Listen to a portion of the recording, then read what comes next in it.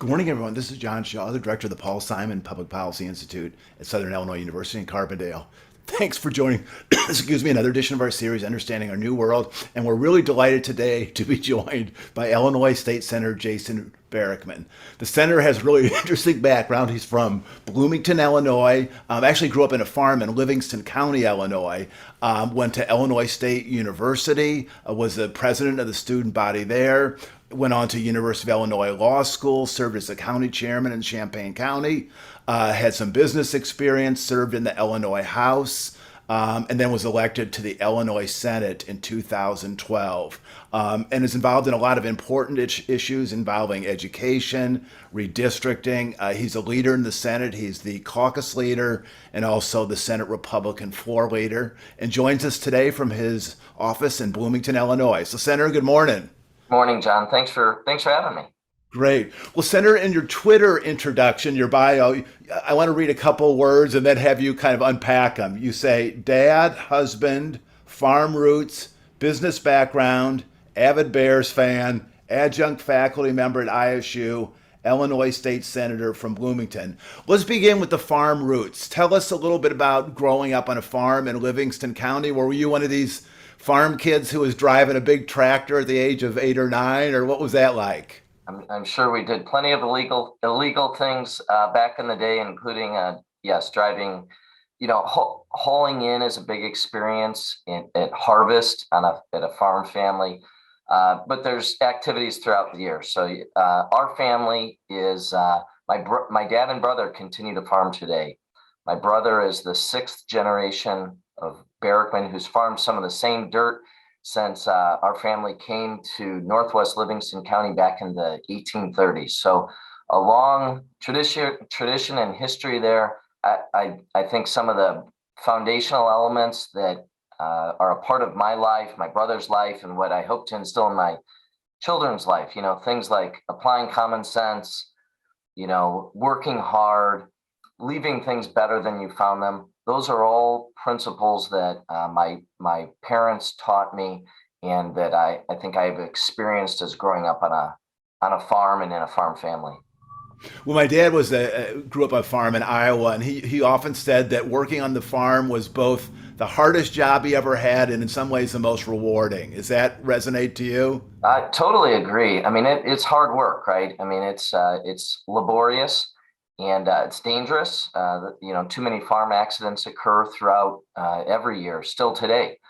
But it's very rewarding. It's a great opportunity, especially for a child, to be able to see something from start to finish, right? And so the notion that you have to nurture the land and you have to take care of it and you have to plant your seed and put your inputs on and fertilizer and make sure that your crop comes up the best that it can. You need the good Mother Nature to provide sun and rain, and you need a dry harvest where you can pick the crops and take them to the grain bins or the elevator and eventually sell them, right? And it's a whole process that you see every year. What's amazing to me about it is that farm families are all about their community. You may not have a lot of neighbors, but you call the people who live within miles of you your neighbors, and they're your friends. Everyone helps each other out. Harvest is absolutely my favorite time of year. I mean, it's beautiful weather in Illinois, in the September and October months. Those are just great months to live in Illinois. The colors that exist, we talk about the great prairie land. We talk about some of our forests. We have all of that around our farm. But ultimately, it's the experience of seeing families work together to harvest, to bring out crops, to make sure everyone's fed. You got to have gasoline in the combine, gasoline in the tractor to haul in, and gasoline in the body to keep going in those long days. So for our family, it was an all hands on deck, still is. And it's a great process. And I love to see our kids and other kids experience that. Great. Well, so you went to ISU, studied political science, and then I think worked in business for a little bit, and then went to U of I Law School. As I mentioned earlier, at ISU, you were a president of the student council. At that point, were you thinking about a career in politics? Tell us about that. I don't know if I was thinking about a career in it so much. I definitely, when I landed at ISU, I found the study of politics, maybe not even described that way. I found the way in which government makes decisions to be interesting, and that was a first, that was a first impression that I had coming to ISU. That this is something that's interesting to me. And so you mentioned the student body president, but I dabbled in politics, I guess, in college. I started helping people on some political campaigns. But in my mind, I really thought about business. I wanted to graduate and begin to develop a profession. I actually interned one summer in Washington, D.C., kind of a political intern, opening mail for one of our local congressmen, a guy named Tom Ewing, who's really a friend and a mentor of mine. And my experience in Washington was tremendous. I mean, I loved to see, the government and the people and how it all worked out there. But my conclusion was that I didn't want to work on staff. I wanted to go develop my life and career and profession. And so that's what I did once I graduated ISU. Well, tell us about being a county chairman. I know you were Champaign County chairman at quite a young age. Tell us about what a county chairman does. Every county around the state has a political organization. And, if we hear things like grassroots organizing, and we'll talk about, teaching at ISU, I often tell my students that all politics is local, right? I think I stole that from someone over the years. As a county chairman, you're really the grassroots of the political party organization. So I'm a Republican, and my job in Champaign County was to organize local Republicans, recruiting people like precinct committeemen, recruiting candidates who might run for whether it be county board, county wide, state legislature, Congress sometimes. I got involved in fundraising, all at a local level, helping to support Republicans from the area, as well as those who came through. I remember, we'd have candidates running for governor or the United States Senate, and they would often interact with me and my role as county chairman because they wanted to tap into our organization. And I served in that role for 6 years. It was a really good experience for me to kind of roll up my sleeves and understand how local politics works and grassroots organizing works. And then I, try to use those skills as I've advanced kind of in political life. So you served in the House for one term, and talk about that. What was it like to go to Springfield and represent your community in the Illinois House? It still is today. It's a fascinating experience, right? The notion that you can come from a district which largely includes, for me, people I grew up with. I've got a large kind of extended family. Those are those farm roots, and then people you work with, the community you live in. Fascinating. Mike Madigan was Speaker of the House. And people asked me when I was first sworn into office, "Well, what are you going to do about Madigan?" And I said, "Well, I'm from Streeter. I grew up on a farm." Now, what that means to people in Central Illinois might be that you know how to throw some elbows, bump and bruise a little bit. And I said, "I'll be just fine down there." And I went. You kind of learn your way around in that first year. Another really a very good friend and mentor of mine is Jim Edgar, our former governor. He counseled me in those. He still does, but he counseled me in those. In that first term, and he said, "Hey, go down there. Kind of keep your head down, figure out what's going on and how it's done, and really dig into an issue." He said that if you want to be an effective legislator, you need to dig in and become an expert in something. So look for that opportunity, and don't think you need to comment on every issue of the day, but really learn something so that you can be valuable to your caucus. You can be a valuable member. The media will start to look to you, and that's kind of how I approached that. That first term. Well, you mentioned Governor Edgar, and actually the Institute is working with Governor Edgar on a leadership award called the Simon Edgar Award. And we presented, we've just started it last year, we're going to have it again this year, and we're going to present it at the Edgar Fellows. And I know you were in the inaugural class in 2012, and I know my just in talking to Governor Edgar and looking at just the roster of people who've served as Governor Edgar Fellows, it's quite an impressive list of people in Illinois politics and government. Talk a little bit about that program and how it shaped you and maybe continues to influence you. I think that's an awesome program for our state, and it's one that's it's much needed. You know, the Governor Edgar put this together, and I think his vision was, let's find some of the future leaders of this state and provide a forum where they can get to know each other before they're in some of the highest offices, so that when that does occur, they're people who can work together. And I tell everyone I'm from Central Illinois, right? But I think the people in Central Illinois want me to respect the fact that we're a large state. We're very geographically diverse from a population. We're very diverse. We have urban centers and rural. And for me to be an effective lawmaker, I really need to understand those dynamics. So the Edgar Fellows program put a bunch of us, I was in the first class, put a bunch of us in a room. We developed some great relationships. And it's been fun to watch some of my peers in that class grow. One of them, a good friend of mine, Christian Mitchell, he was a young Democratic lawmaker from the city of Chicago. We spent some time in each other's districts. Boy, you want to pick a difference, south side of Chicago versus, farm area in Central Illinois, right? Two wildly different districts. We spent some time together. Christian today is now, deputy governor to Governor J.B. Pritzker. He's got the ear of the governor, and he remains a good friend. We don't always agree on stuff, but he's someone I can easily pick up the phone and talk through issues with, look for help from the governor's office from him. All of that relationship came about from the Edgar Fellows, and it's been great to watch all the other relationships that are formed through that forum. Well, I was talking to some political analyst about you, and he described you as a thoughtful conservative with a libertarian streak. Is that fair, do you think?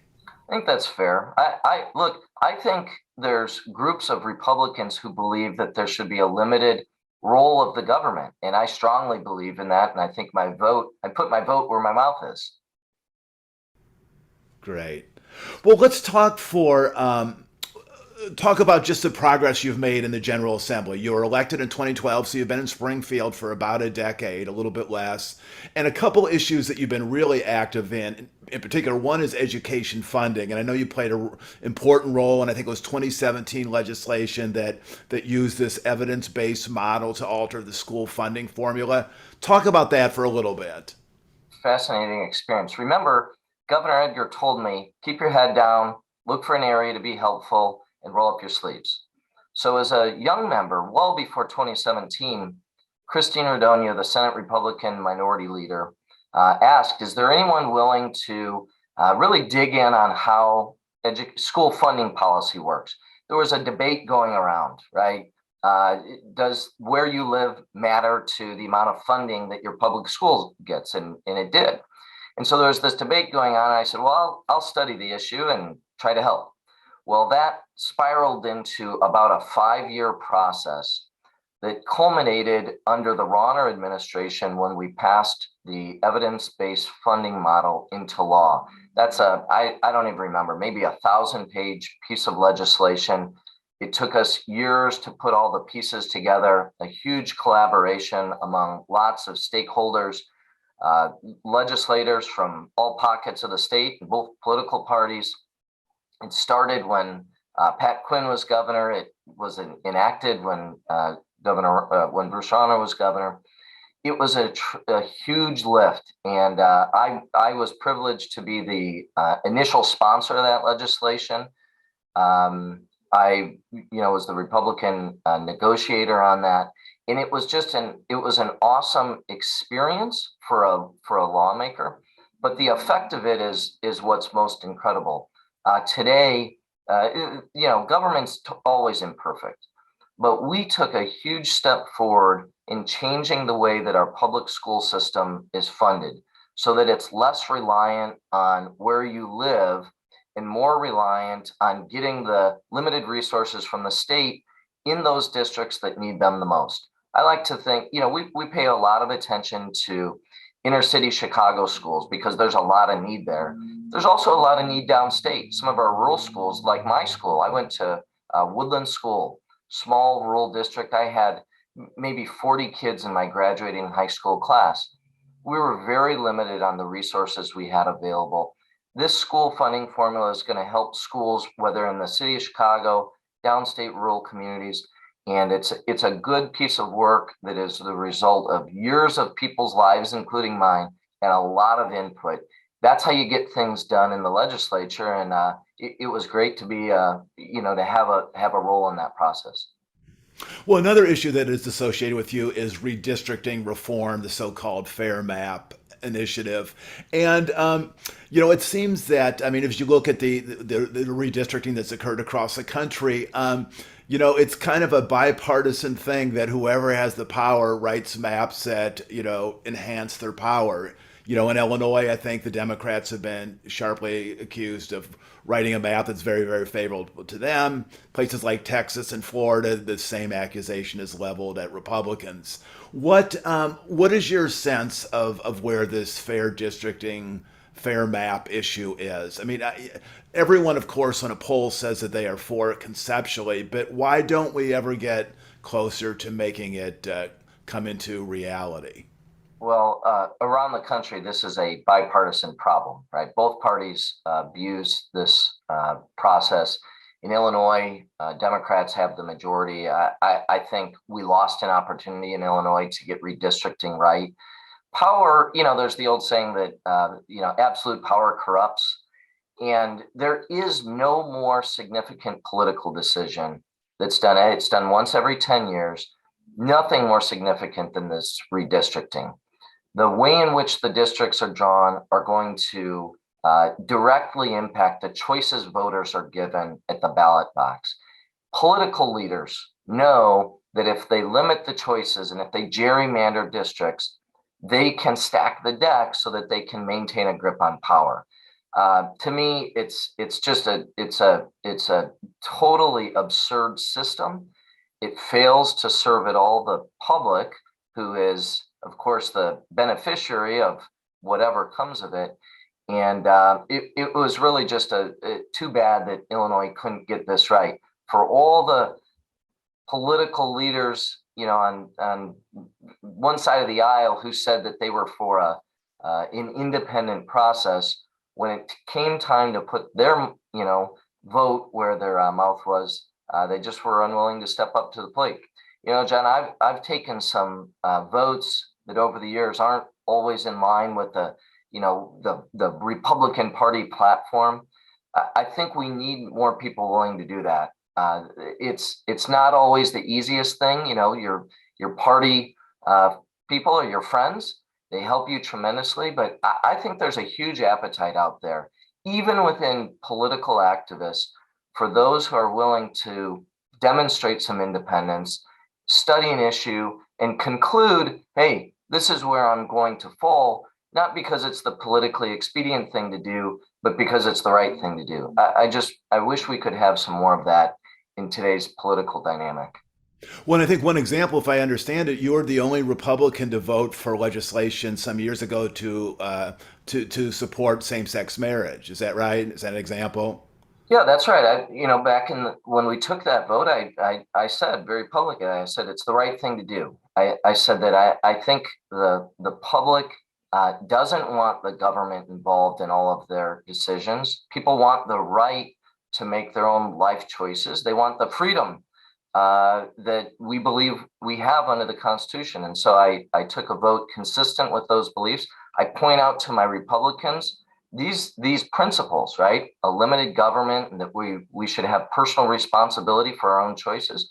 These are core Republican principles that make me a Republican. And so I never felt that voting for marriage equality was in any way limiting my ability to say I'm a vocal Republican. I stand for things that make me a Republican. Those things like limited government, and it's what makes me a Republican. Well, what do you? I remember I started. Maybe a generation older in view, and when I started out as like an intern in the governor's office many years ago, Republicans were a very formidable party in Illinois. In fact, they had almost a quarter century lock on the governor's mansion. Had periods where they were the majority in the General Assembly. What do you think happened? Why have the Republicans lost their kind of competitive edge in terms of state politics? Well, I think statewide elections are won and lost in the suburbs, and that's a principle that I think has existed for many years. When Jim Edgar was governor, I think he noticed the same thing. In the suburbs, I think there's some different issues that motivate voters than they do downstate. There's an opportunity for Republicans to align those issues when we focus on things like crime, safe streets, high quality schools, a market driven economy, the fact that we need to have less corruption in government. All these types of issues, I think, are winning issues for Republicans that play well both downstate and in the suburbs.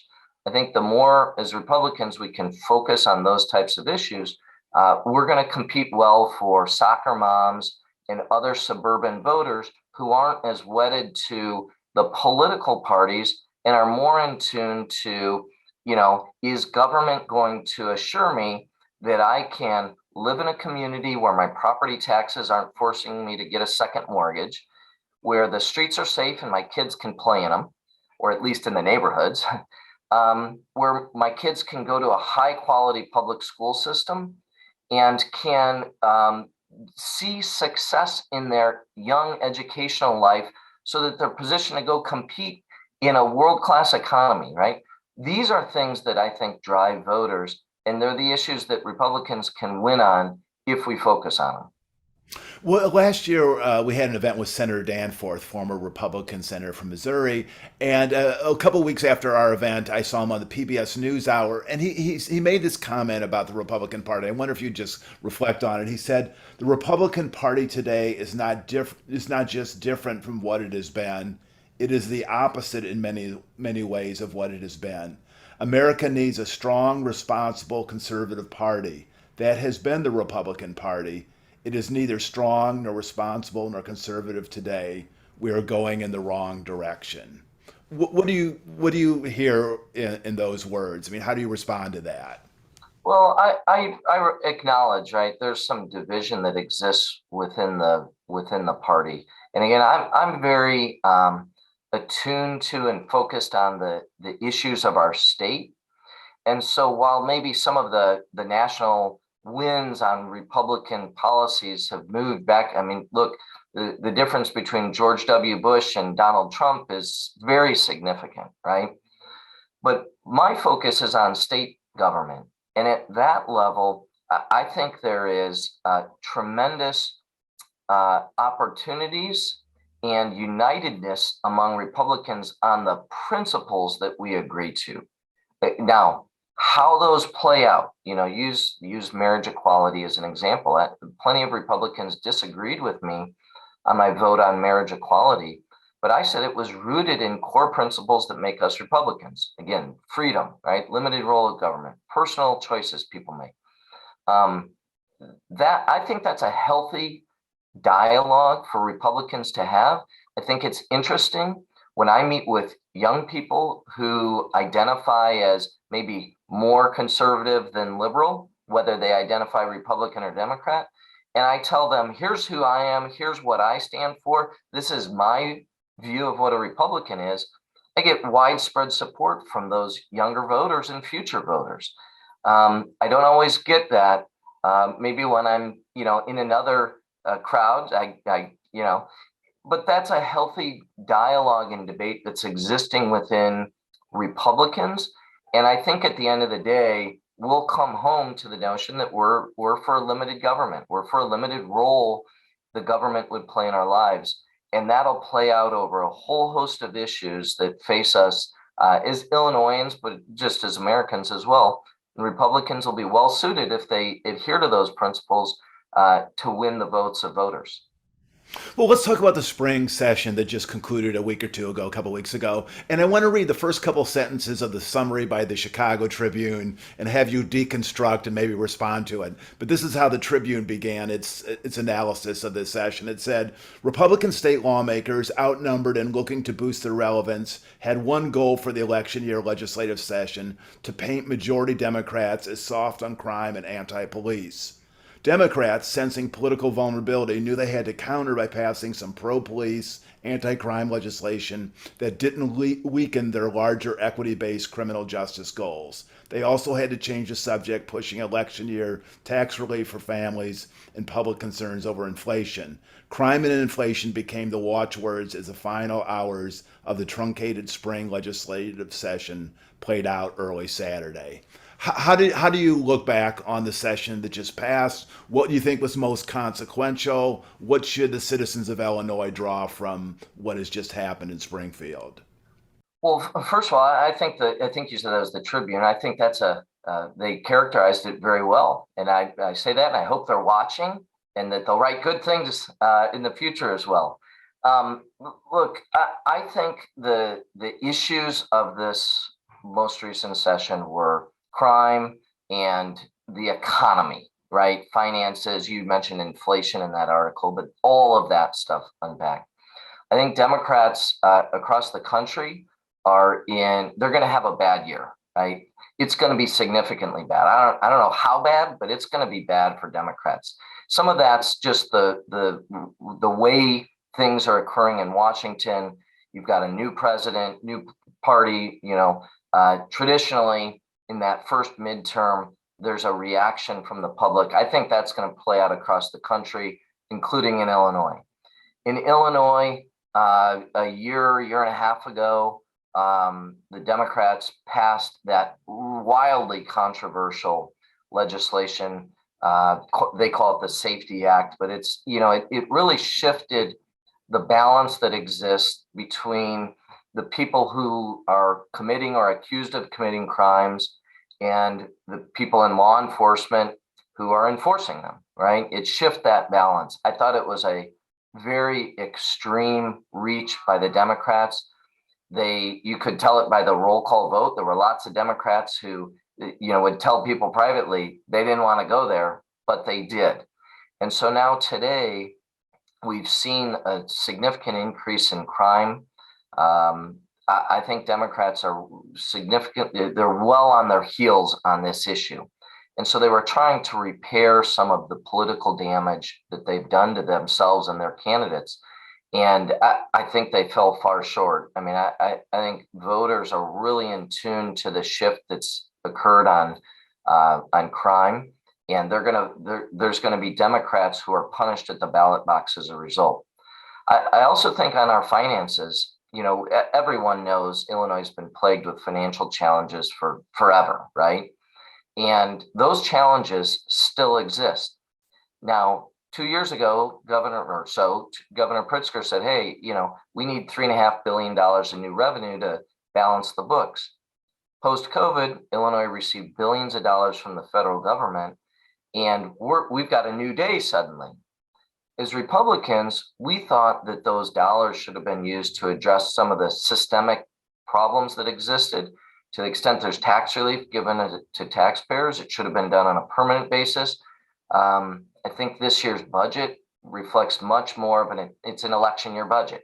It's designed to attract the attention of voters while they're paying attention before the November election. Then all the goodies that were there magically disappear as soon as the election's over. And the problem is, John, it's not just all politics.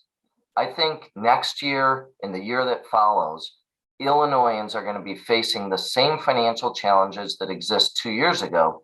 We'll just have missed the opportunity to really do something about it, given all those federal dollars. It's a missed opportunity, and it's one that we're going to pay for in the future. Well, I was reading an article by Rich Miller this last week about the budget, and he said it was an election year budget to be sure, but he said he also thought it was relatively solid. And he wrote the Senate Republican budget proposal did not once mention the pension funds, state debt, or the rainy day fund. Instead, they proposed using likely one-time revenue spikes to fund permanent tax cuts, which could create fiscal disaster when the economy eventually falters. They could play that game because they knew the proposal had no chance of passing, all the while claiming that the other side is engaging in politics. How would you respond to that? Well, look, I think government, the public is best served when there's two political parties who are competing for votes and forced to engage with one another, making policy choices that aren't perfect for either side, but are more in line with the interests of the public. It just didn't happen this year. From day one, Governor Pritzker, he gave his budget address. He basically said, Republicans, you're not going to be at the table. They rammed through their budget on a partisan basis. And so I think it's unfair to criticize Republicans who aren't invited to participate in the actual proposed budget and then say, well, we're just acting to politics. Again, the balance comes from elections, right? And so I put the onus back on Republicans that we need to go win elections. We want to sit at the table. We've got an opportunity to elect a governor. We've got an opportunity to win a huge number of legislative seats around the state this year. If we want a seat at the governing table, ultimately we've got to win the votes of voters, and that's what we are setting about to do this year. And I think we're going to do a really good job of it. Well, every state rep and the state senator we've spoken to in this series has made almost the same point, which is, there are two Springfields. One, there is the kind of high stakes battles over budget and taxes, which is very partisan, very acrimonious. And then there's another Springfield in which there's a lot more cooperation on, maybe less glamorous, less visible issues, but whether it's, mental health, the problems of farm communities, et cetera. Talk about that. I mean, below this high stakes battle, is there more cooperation going on than people might be led to believe? There is, and I will say though, we live in a very difficult political time. I think apologies for the sirens just are going by, but we live in a difficult political time. I think the angst that exists, it exists around the country, and that infects state government, even ours. So I take, part of my day, when we're in session, I try to collaborate with my Democratic colleagues. I've got some good friends on the other side of the aisle. And the result is that on the issues that aren't on the front page of the newspaper, there's always opportunities to work together. And any good lawmaker is going to seek that, not only for a Republican, because I need their votes to help move my issues forward, but even for Democrats. I think no political party or lawmaker has a monopoly on good ideas or perspective. And so if someone's got an idea, my belief is that idea can be better if there are, two sides or more sides involved in it, thinking it through, thinking about the effect of it in their district. And the result is better public policy that's more in tune to, again, what we talked about earlier. We have a large state. Geographically, our population is very diverse. If we want public policies that represent those people in those diverse areas and populations, the way to do it is by collaborating together across the aisle. And I see lots of chances to do that every single year.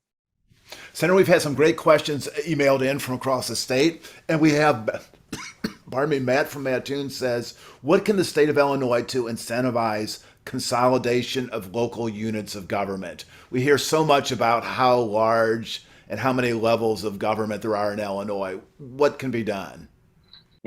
This is an issue that has challenged us greatly, right? And there's been task forces and various things proposed. Part of the state's history is the existence of all these units of government. So I believe that working at a local, where you've seen success in the state, and it's been limited, admittedly, but where we've seen success in consolidating local units is where people locally identify the duplicative nature of multiple districts. They see the overlapping services that may be offered. They see an opportunity for a more efficient operation, maybe a less costly operation, and they identify that and work with their local legislator to advance something that starts to remove some of those multiple levels. There we've seen success. When we try to merge and unify local districts from the top down, what we see is it creates a mess because there's a lot of unintended consequences that erupt, and it becomes very messy and controversial and usually doesn't get the job done. Interesting. Monica from Chicago writes, there's a huge range of topics raised every session in the General Assembly. No one should have an expertise in all of them. How do legislators go about educating themselves about very complex issues? Who do they turn to for impartial information? How do they assess when the information they're receiving is biased, especially from lobbyists who have an inherent bias? Talk about just how I know you have staff and everything, but how does the lawmaker, you talk about education reform. I mean, how do you educate yourself on some of these really complicated issues? So let's use the education one as an example. First of all, we studied what other states do. We don't always do that, but on that issue we did. And we said, what are the best practices that we're seeing around the country? For any issue, there is usually a group of stakeholders. They may or may not be represented by lobbyists, but those stakeholders, biased as they may be, definitely provide some subject matter expertise that's very valuable. The best lobbyists, they'll tell you which direction they're coming at, and they'll even know you. They'll know your philosophy, maybe they'll know your district, and they'll be able to say, look, for you in your district, this is the way this issue, I see it playing out. Some lobbyists are really good at that. And the result is you begin to trust them more, knowing that they're going to be a straight shooter with you. I think constituents have no idea the influence they have on us. Maybe this is especially at the state level, but constituents have tremendous influence. Lots of my constituents, you see them in your district, you see them at coffee shops, they talk to you. I talk to my constituents on email and the phone throughout. When people say, hey, I want to talk to Barickman about an issue, they're going to generally talk to me. And that insight is tremendous because I openly agree. I don't know everything about anything, but there's lots of people out there who do. And I try to be a sponge. I definitely study issues incredibly. We get tons of papers, maybe some of it in email, but you get a lot of stuff and information. I read tremendous amounts of that to just try to digest all of it and then use that as I'm making my decisions on, any issue of the day. For citizens who want to understand more about what's happening in Springfield, I mean, what would you suggest they do to be, better, to have a better sense of what's happening? Well, I like to bring humor to everything. So my tongue-in-cheek response to that is watch House of Cards. Now, let's just dismiss that one, right? Springfield it's a far drive for some, but it's accessible to all. There's nothing better than coming and seeing the process play out firsthand. We have a beautiful capital. I think we see a lot. I encourage students and classes to come. You can show up in Springfield and see lobbyists in action. You can see lawmakers roaming the halls and grab them and bend their ear. You might see the governor, right? Nothing beats seeing the process play out live. Go into the gallery and watch the debates occur. I think most people would, they may not like all of it, but they would certainly find the process to be very interesting. Is there any particular news source that you would point them to? I mean, obviously they're looking at the Tribune or other papers online, but what would be, I mean, if you had a constituent who said, Senator, I just want to follow what you're doing more closely, what would you say? Yeah, I mean, for me personally, I mean, I encourage that I've got social media. I'm on Facebook and Twitter, and so there's an opportunity. I'm biased though, John, right? And so they're going to see my biased views. I think one of the great challenges facing our state government is the lack of media resources that are available and paying attention to what we do. That might be good for politicians, but it's really bad for the public. And so, I think there's a whole lot more. I look forward to seeing how the media evolves on this, because the public's really, I think, unfortunately, left in the dark. Well, where do you think Illinois is right now? I mean, it went through, some tumultuous times. There was a 2017 budget agreement that seemed to solidify state finances. Obviously it's been distorted a little bit by the, massive amounts of federal COVID money, but particularly on the fiscal situation, where is Illinois? Are we in considerably solid, better footing than we were a few years ago, or is it just marginally better? Well, again, I got three kids. So an analogy would be we had a gashing, gaping wound on our leg that was hemorrhaging. And I think it's been bandaged well, but it's not healing. And so the issues we haven't even touched on, the public pension system and the financial impact of that on our state's finances, it's not even being discussed in the political arena. It's just sitting out there on the back burner. We've gone through all of the tax increase. We've gone through COVID and seen billions of dollars come in, but there's really been, if anything, under Governor Pritzker, there's been advances, new laws that actually aggravate that problem, enhance some benefits in the pension system. I'm very concerned about that. I think that that's a problem that's been created over a generation. I'm worried that it's going to take a generation to fix it. And the meanwhile, and there's other issues, look, facing the state. I get concerned about these financial ones, but here's overwhelmingly what all of these issues result in. It results in less middle class families believing that Illinois is the destination for their family, where their family can achieve success. We see that evidenced in the people who leave the state. We're not growing our population in the way that we need. And so the voters they're voting with their feet, but they're expressing extreme skepticism that the people in charge can actually fix those core issues so that Illinois, continues to grow and prosper and attract employers and put, the worst case for someone like me, my kids are 11, 9, and 5. When they grow up, they go to college and they enter their careers, I want them to work in Illinois. But what we see is young children they're choosing to go to college out of state because maybe that's a financial decision.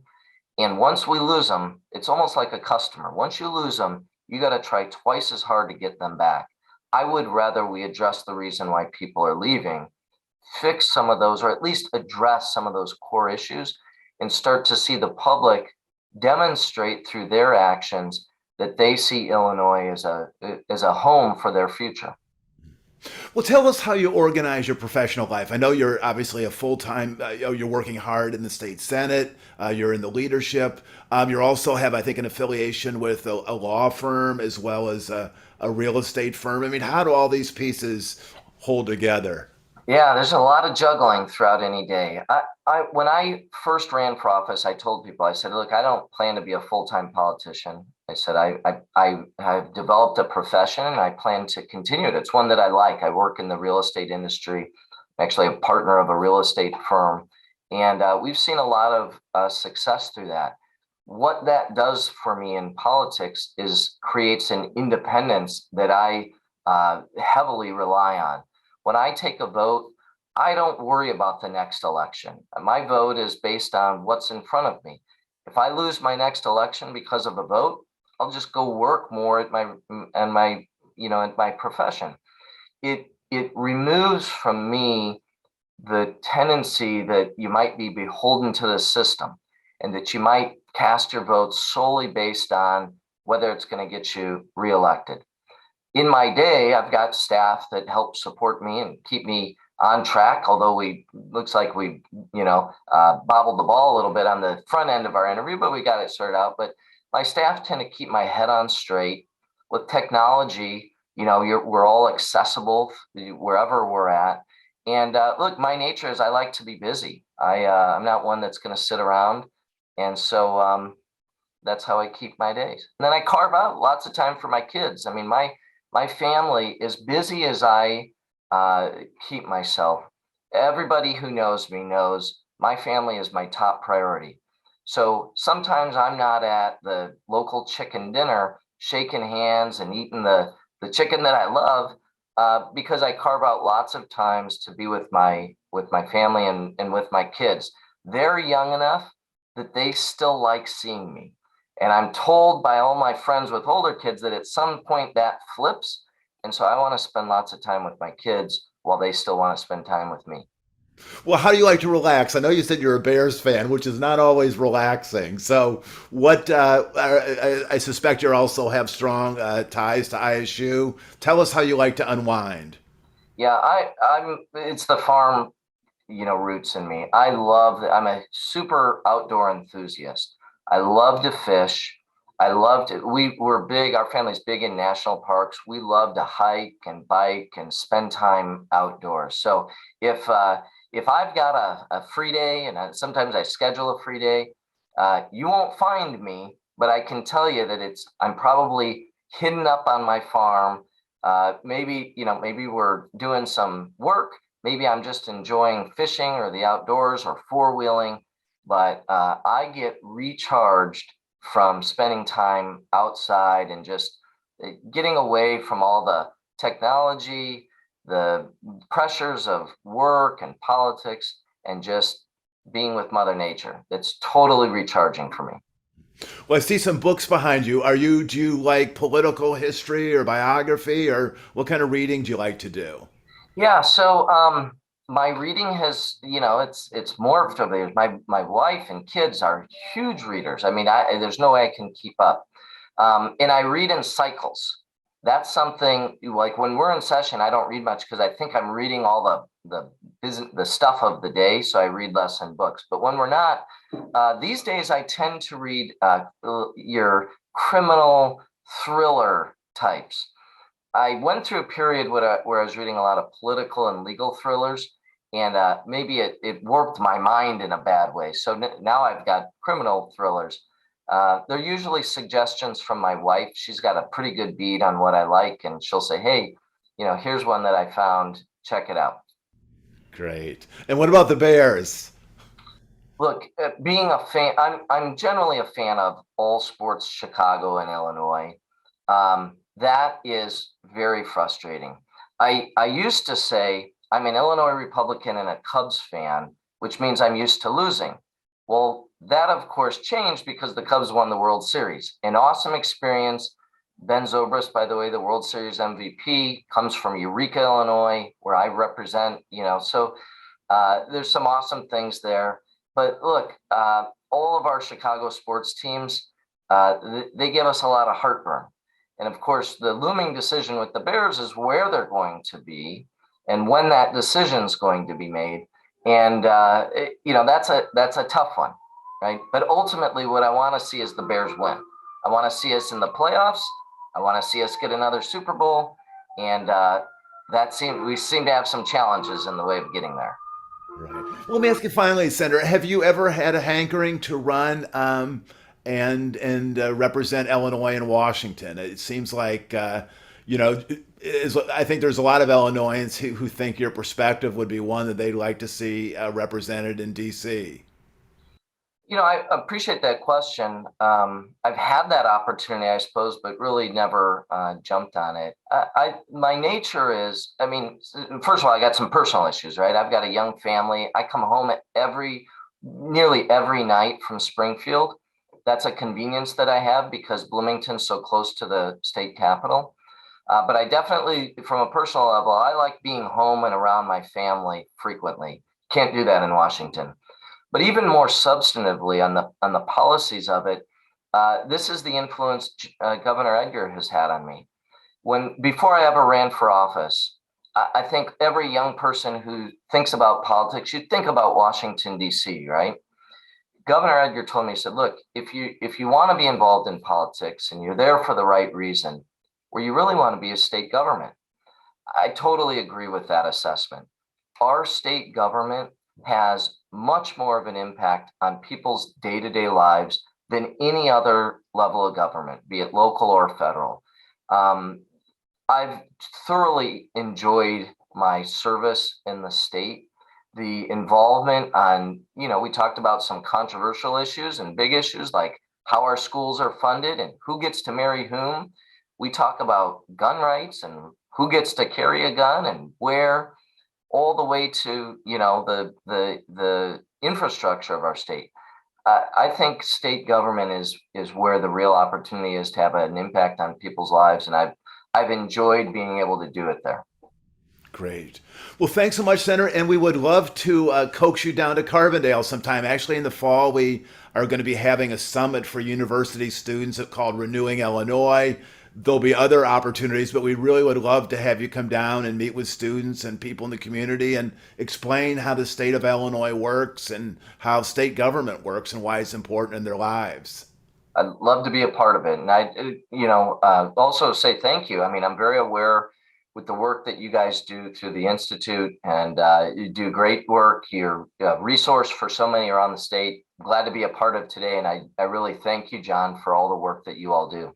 Great. Well, thanks, Senator. We will stay in touch. Thank you so much. And thanks to all of you for watching another edition of our series. We will have this interview on our YouTube channel this afternoon. Please look at it, send it to family and friends, and thanks for supporting the Institute, keeping the memory of Paul Simon alive and well. Thanks so much.